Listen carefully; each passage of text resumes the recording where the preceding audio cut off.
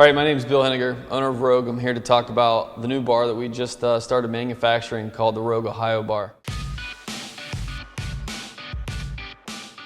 The bar steel that's in this bar is ETD 150. It's a patented steel that Niagara LaSalle makes here in the US.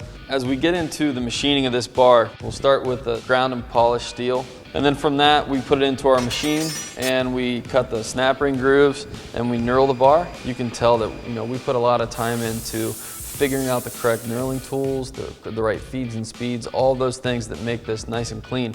And then as you go across here, you can see that it's really nice and even. One of the things that we did this on the Ohio bar is this is kind of like what I consider a multi-grip. It's full, it's not aggressive, it's not passive either. So some people are used to a very passive knurl. Some Olympic weightlifting bars have a very passive knurl, and then obviously very aggressive knurl. If you get into like a Westside power bar, they want shark tooth. So we chose something that's definitely in between those two, which goes along with having two knurling marks. You've got one powerlifting knurl mark and the Olympic weightlifting knurl mark. The next step that you can see is as we get closer to the sleeve, we ran the knurl all the way out until we're about 1/4 of an inch off the sleeve, which is nice because on your snatch grip, you got some guys that are getting really wide out there and they still want to pick up the same knurl.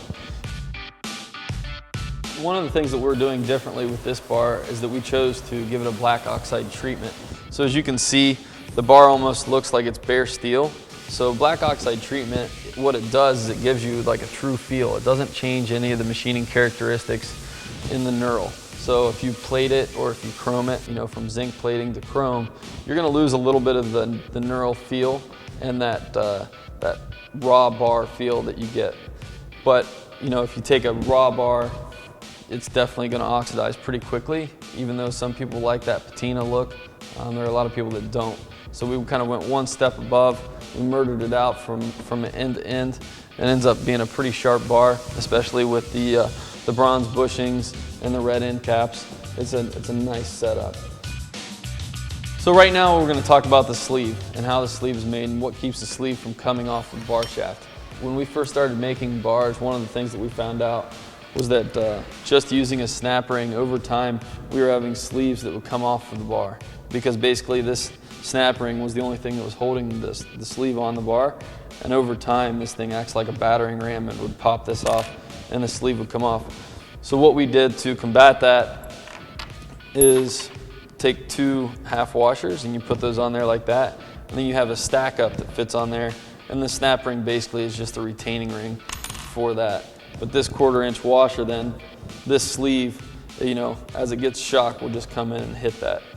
We put a lot of time into building this bar the way that we would expect out of some of the very higher end bars that are out there. With each bar, you're going to get a card that says the guy that did the final assembly.